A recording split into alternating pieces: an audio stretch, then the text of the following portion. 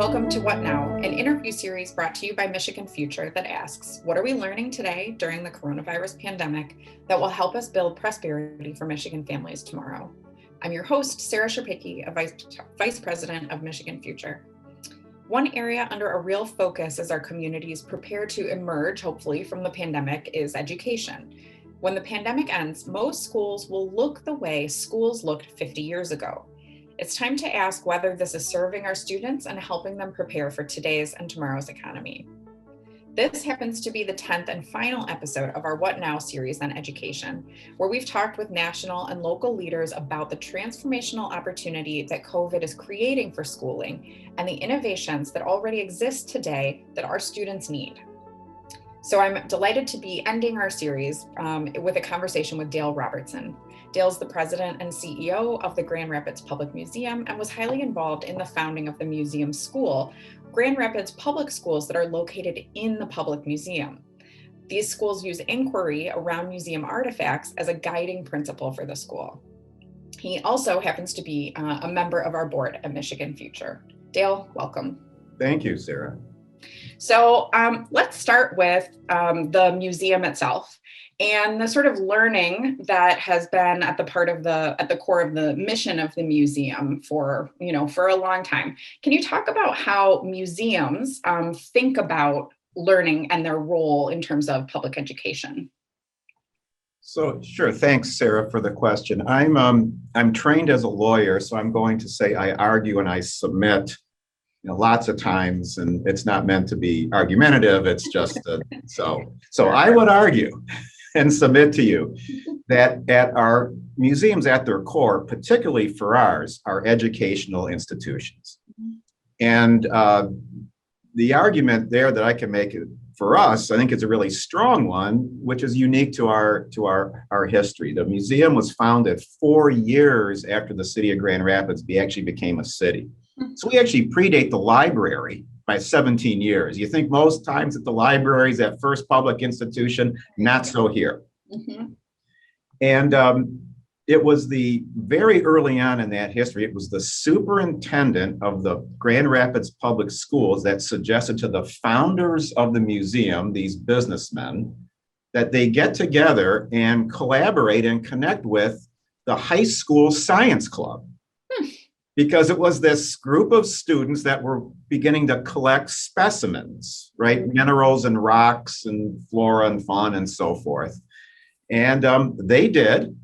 And so very early on, the chair of the board was someone named John Ball, who donated the land for the zoo here at the John Ball Zoo, was the president. The vice president of the board was this kid, George Wickwire Smith, right? So it was, and so there's just this, this other connection with, right, education and broader community input and so forth. So for us, I would argue it's what we've always been. Mm-hmm. Let's fast forward then into the 30s as the museum grew and it needed a new home. The museum building where we used to be up until 1994 is a WPA project building, unique in the nation in its design that it was street level, designed to be accessible, which was the word they were using at that time, which is very interesting to me. We use accessible a lot now. They were using in Grand Rapids back in the 30s. The dedication plaque says the museum is dedicated to the free dissemination of knowledge to all. So if I say, are we an educational institution? Yeah, I can say, yeah, it's written in stone, literally written in stone, just a couple miles from here, from which is where now all the archives are. So as we began to make our way through some really tough times in the 2000s, we did what a historical institution should do. We looked at our history and helped that to inform where we were going forward, and said, okay, we've got to be as public, if not more public than we've ever been. It's in our name, for crying out loud. And then the second thing is we got to really embrace that knowledge to all.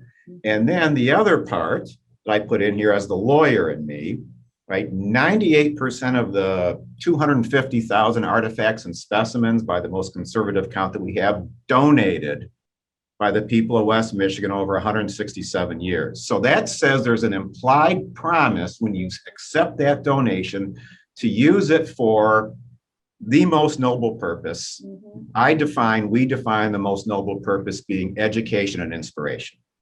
And so it said, okay, so how do then we make good on that mission and that promise? So so education has really become the focus.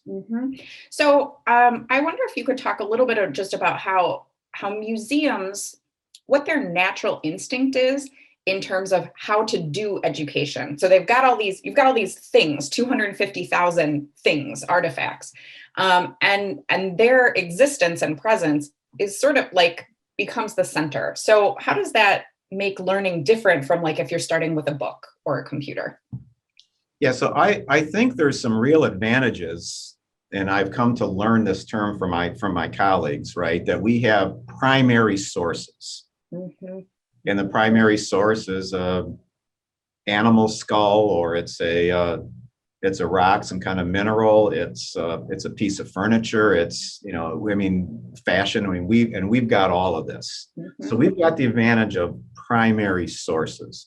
I think what we had to challenge ourselves in the typical way of museums doing business is we would highly curate things.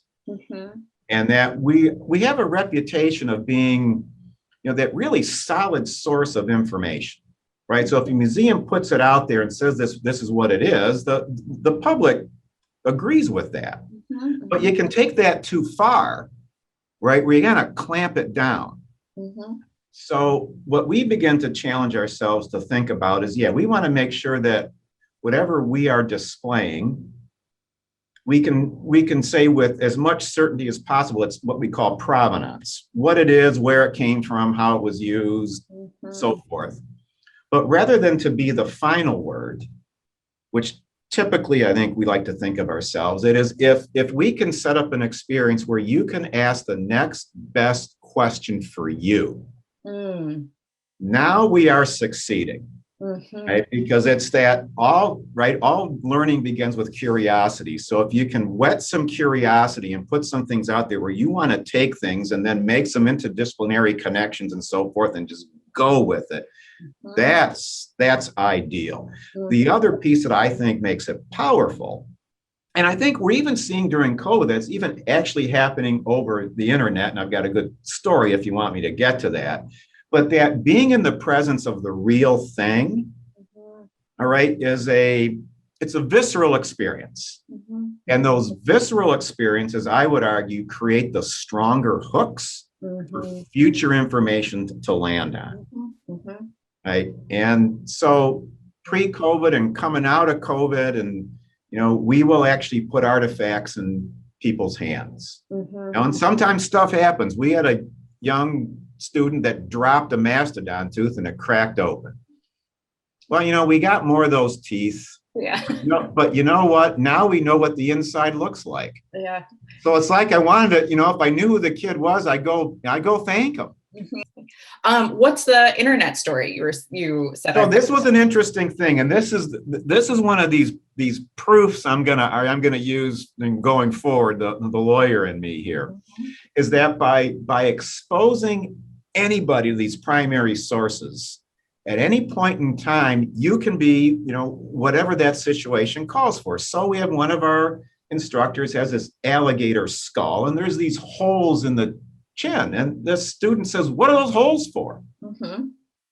Well, turns out there is scientific research going on right now, contemporary, in the study of what are those, what does that work and what does that do for how the alligators make their way and communicate and all. So in that moment, that student was a scientist. That student asked the question that scientists worldwide are currently studying. Now, to me, that's really powerful. And it's talk about one of the things we know from Michigan Future, right? The 6 C's, the Becoming Brilliant book. What's one of the 6 C's? Confidence. Imagine that. What a confidence boost that is. Right. Yes, student, you just exhibited critical thinking, communication, right? And you asked it confidently in this session. Yeah. Well, and it's validating to that kid that that what a scientist does is ask questions that are driven by their own curiosity, and Yes. then get to try to answer those questions, so how motivating to a kid who, who knows if that Yep. kid can be a scientist, but Well, we've launched a few. I've got the proof on that too. So. I bet it just makes it seem so possible, as opposed to some like, oh, other people become scientists. It makes it feel like a real thing, Yeah, Yeah. that's right. So talk a little bit about, I mean, the museum offers programs for kids either through school groups or just individually. So talk a little bit about sort of some of the programs you guys have developed over recent years, and what you like about them.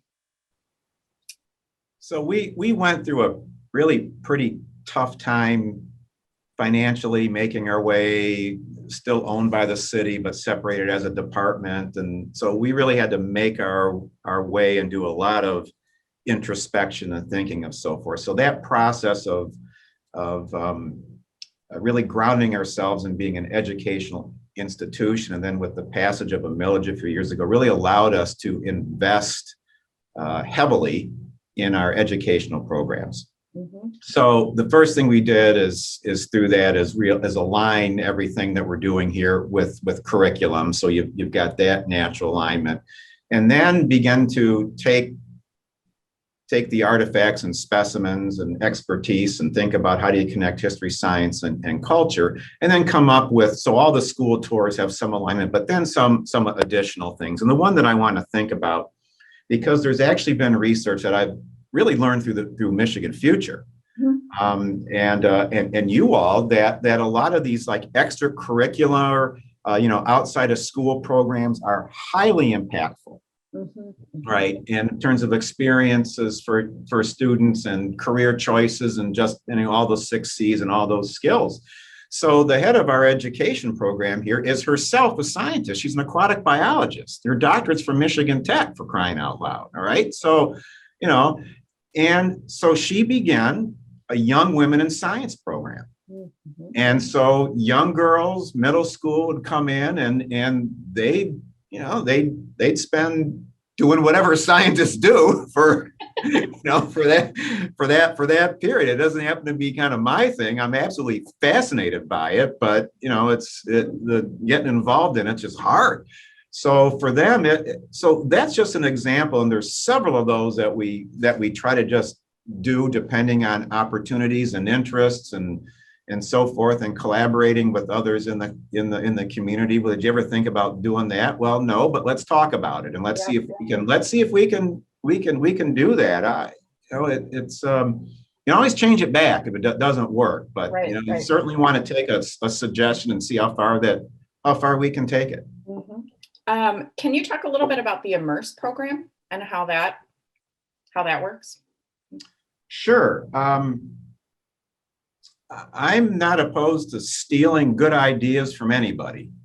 And, and my wife's the former teacher. And what I've found within the educational system is teachers really do like to share good ideas and things. So, you know what? It was the Michigan Historical Museum that actually it was called the Big History Lesson. Mm-hmm. And that's where the idea came from.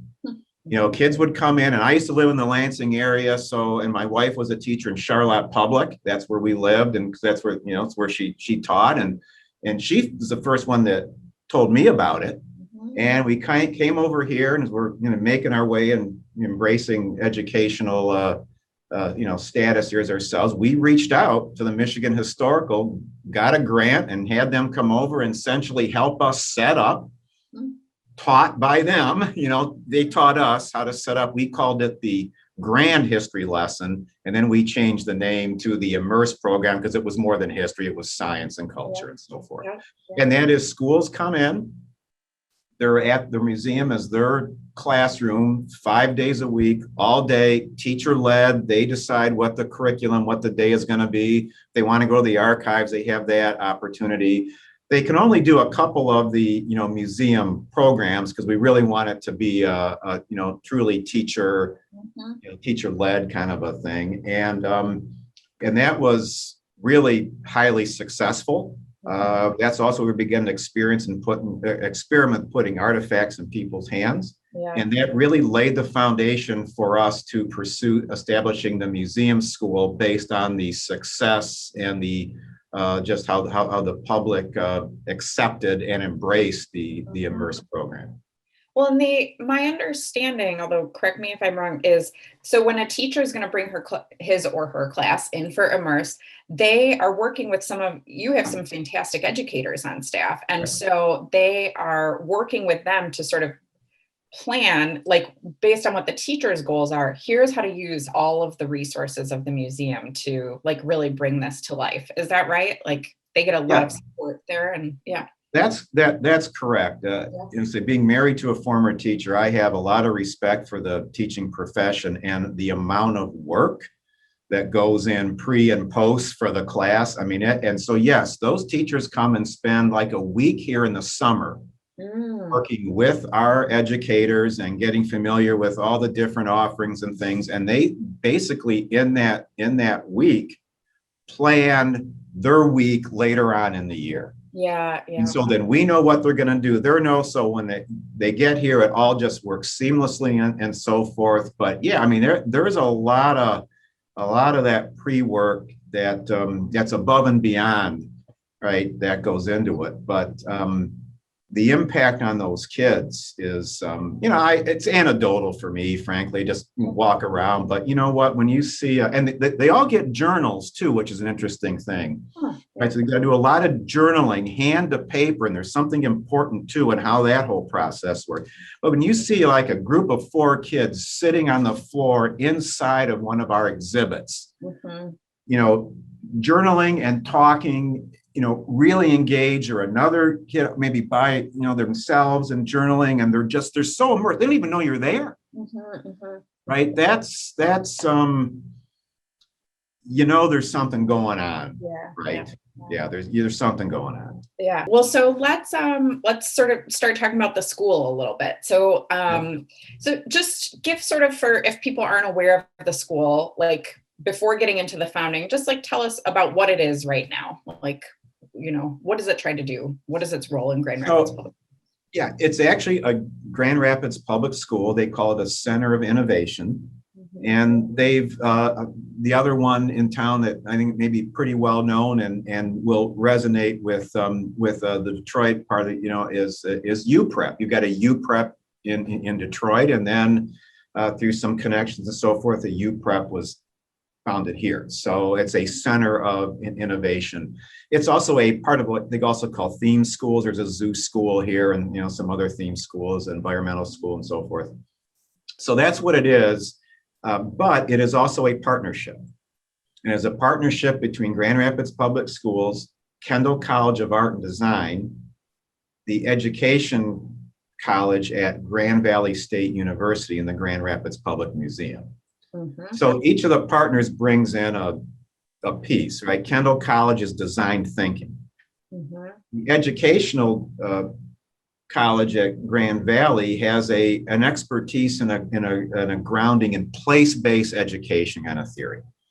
And then the museum brings in just, of course, our primary sources, but then just museum science, if you will, in terms of how we go about doing things, the research, the classification, how you present it, just those sorts of disciplines. And so they all came together I'm not aware any place else in the nation that these kind of disciplines have come together in this way.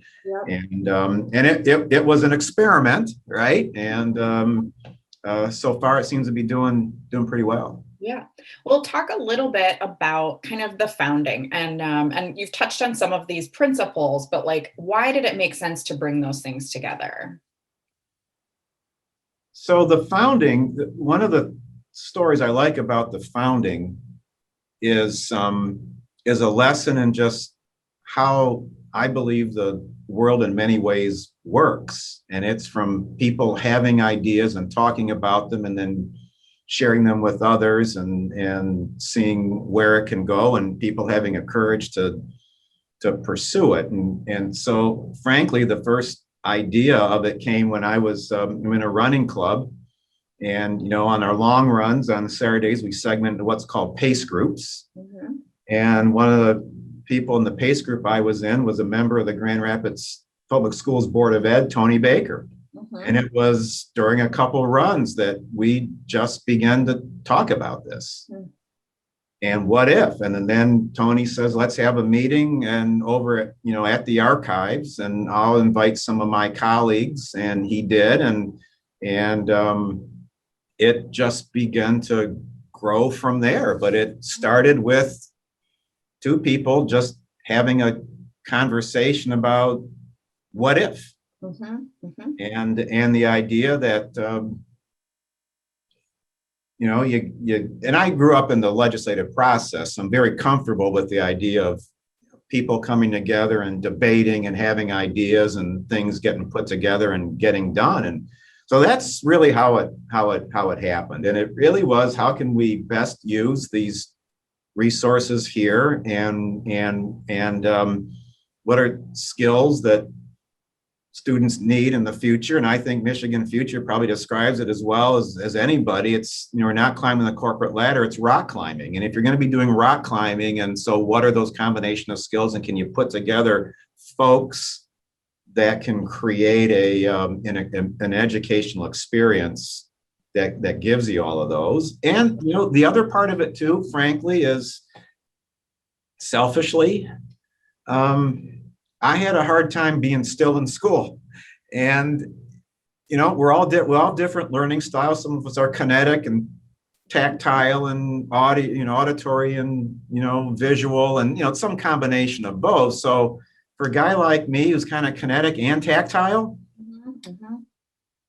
Moving around, holding something, man, would that work? And so, there had to be, and there's a lot of us out there. Yeah. Right? So it was just having the idea of that opportunity, depending on just where you were and what you were interested in, just to have that opportunity was in the mix there somewhere too. Yeah.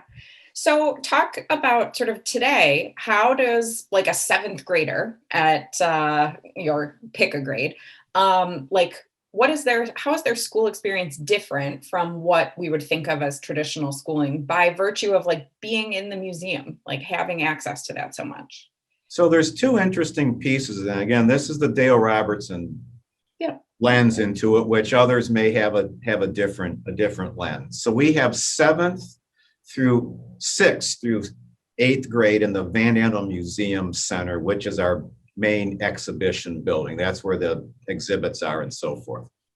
High school, 9th through 12th, is in what was the old museum building, but which is directly connected to all of our archives, so all the collections. So I think about this as 6th through 8th is a more curated experience. Mm-hmm, mm-hmm. They have the run of the entire museum. They can go in and they can use any of the exhibits at any time throughout their day, for whatever lessons that the teacher is saying. And they go out and do lots of field trips and so forth. And they've got advantages. We had a really good one, Design Zone. It was a traveling exhibit here this is pre-COVID, and it was out of hands-on stuff, but it was all algebra. Mm-hmm. So I mean, what a gift, right? To be able to go down there at any time and teach or enhance or explain, algebra. Yeah. So that's just in any other class coming through on a trip would have that same, and teachers did use it for that. Mm-hmm. I had a friend, one of my running partners actually brought her class, and she was in there with an algebra, mm-hmm. But the kids here get to do it like every day. Mm-hmm. So so they've got the more curated experience. Over the high school, then it's free access into any of those archives at any time. Like a kid can just say, I'm curious about something and I want to go, and they need to work it out with the teacher and so forth, so we know what they're going in and seeing. Yep. In fact, and this is the credit to Grand Rapids Public, there is now a class, they call it curation, mm-hmm. and a student goes in and they pick an artifact, So you have to go through the process of selecting, right? And then they take either the next half a year or so, maybe longer, to become an expert on that artifact. Now we tee it up a little bit here. We have like these volunteer docent days where kids pick something and study it and then present. But this is for the entire year. And this is something we'll be able to roll out to others, ideally, but starting here. But you get a lot of benefits from that, right? It's in-depth thinking, it's sustained thinking. You got to be able, as part of, they set it up to communicate what you've learned. And then there's that whole confidence thing again. You, as a high school student, are an expert. And I've had some amazing interactions with these kids where, and it is that confidence. Dale, did you know? No, I didn't. Well, let me tell you, I got something else that you might not have known. No, I didn't know that. Now, I mean, it's absolutely fantastic because the worlds just come alive, but it's when they make those interdisciplinary connections. Like if you start off with picking a big piece of copper, it was mined up north, but you're eventually going to get to electricity. Yeah. Right. And then you might get to, these things. You get to take it wherever you want. And that's just the power behind it. Right. Well, a part of what is so exciting about that, I think, is like that it's really open-ended, right? So if many of us think of like ninth grade, you're like, okay, 5-paragraph essay, like everything had a format. And as long as you did enough work to get it in the right format, you did okay. And the idea is like, there's no stopping how much, like, you could keep, as you said, with copper, you're going to eventually get to a phone. You're talking about culture. How did our communities change as copper was mined? How did it change our landscape? Like you go through that door. Yep. Big opening there. That's exactly right. Yep. Yeah. The thing too I've really appreciated about the school also is it's all pretty much project-based work. And that's so helpful for just life in general, right? Yeah, too. So say more about why. Like, how does it look like when they're doing project-based work, and that's knit together with like the artifacts? Yeah, so you can take it for wherever you want to go, but you've also got to be able to think about how you're going to distill it and use it and present it and so really, I mean, and that's part of the museum, I think, something that we have input in, right? Because every exhibit, every program is a project. Right.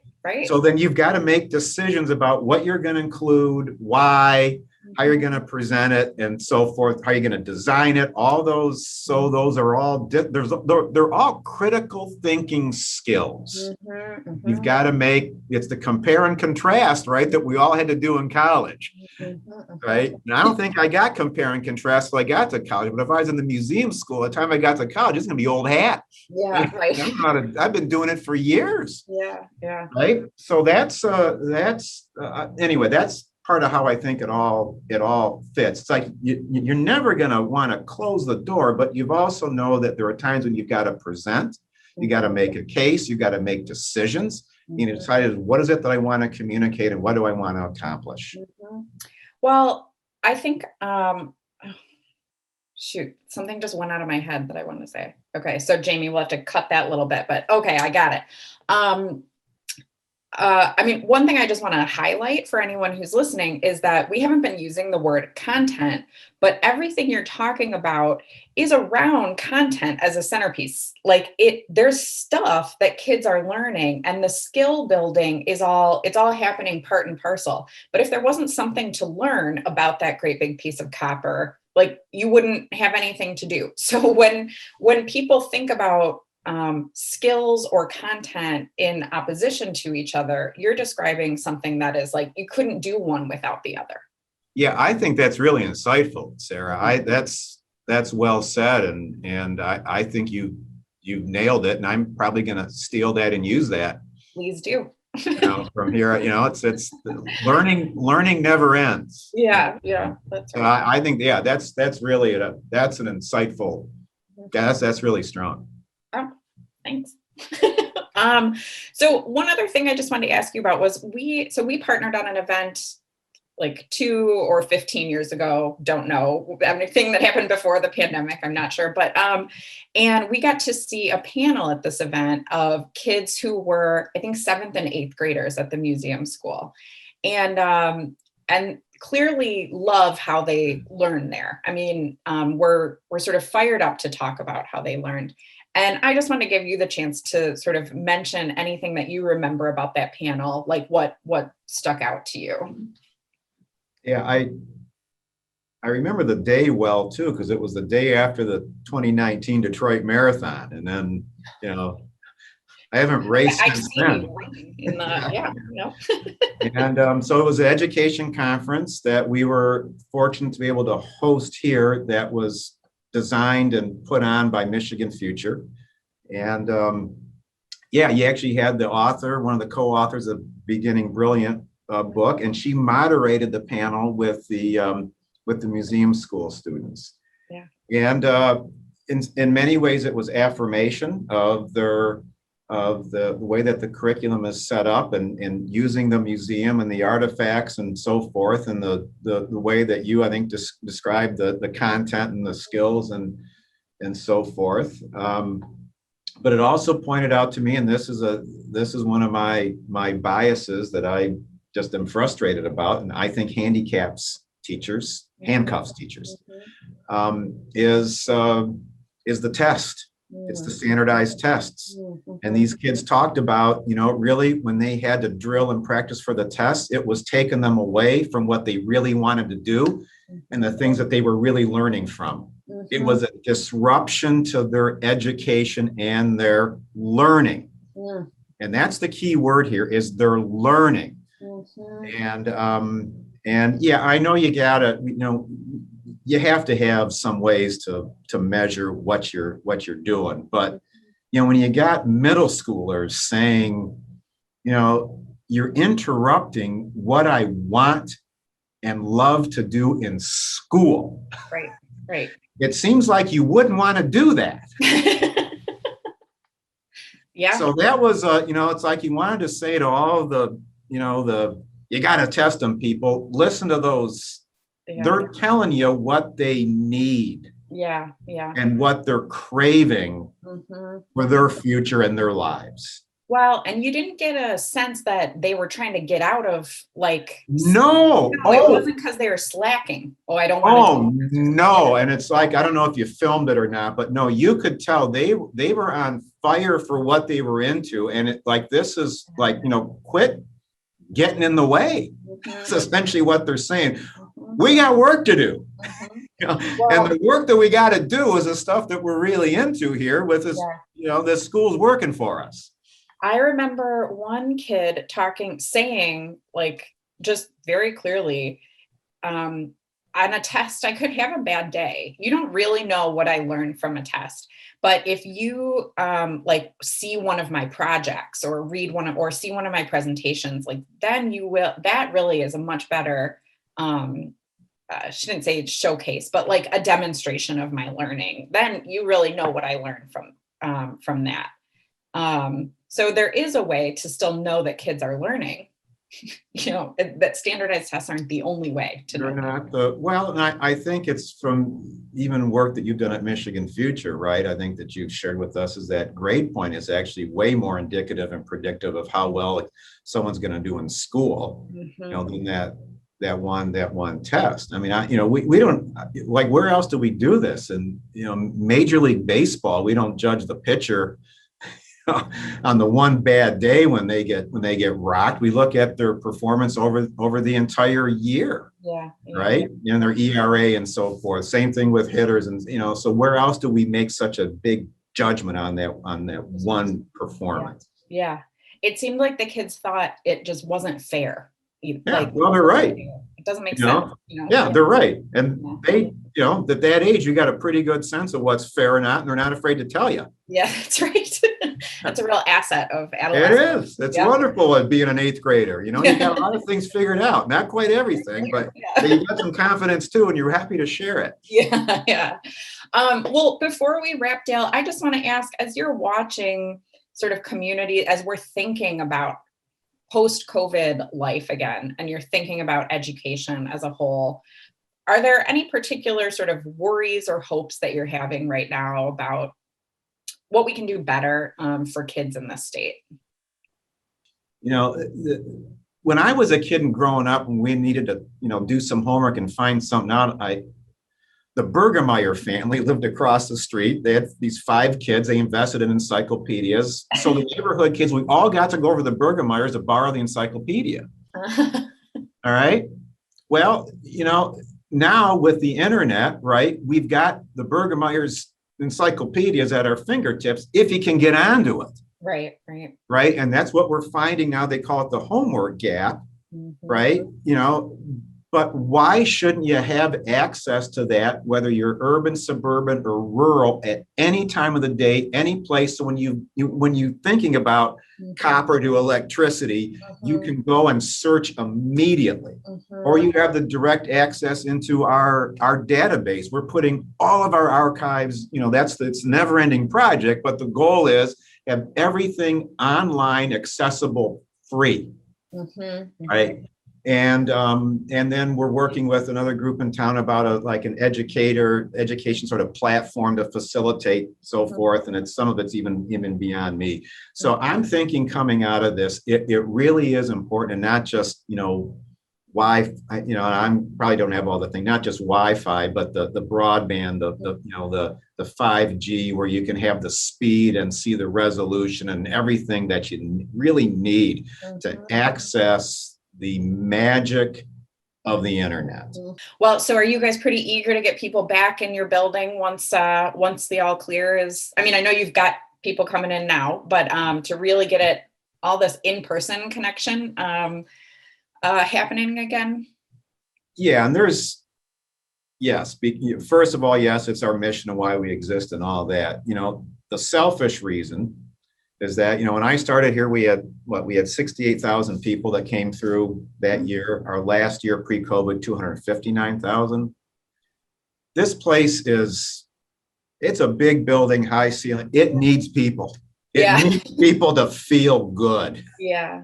Right. I mean, there's enough space where you can, you can't, you won't feel crowded, but just having that energy and the more the people coming back. We've got some of the Immerse classes coming back now, and it's just wonderful to see them, running around. They're so excited. They can't help but run to go to the next, It's Yeah. So I'm just looking forward for just that, all just the sights and sounds and all of that to get back to a level that that we enjoy. Yeah. Well, Dale, thank you so much for talking. I appreciate it. It was a lot of fun. I want to take a moment to thank those of you who have been paying attention to our What Now series, whether on video or listening, and to remind you that though this series has ended, we're continuing a conversation about what education should look like in Michigan at our website, michiganfuture.org, or on our Facebook and Instagram pages. We hope that you continue to engage with us and let us know what you believe Michigan's education system needs.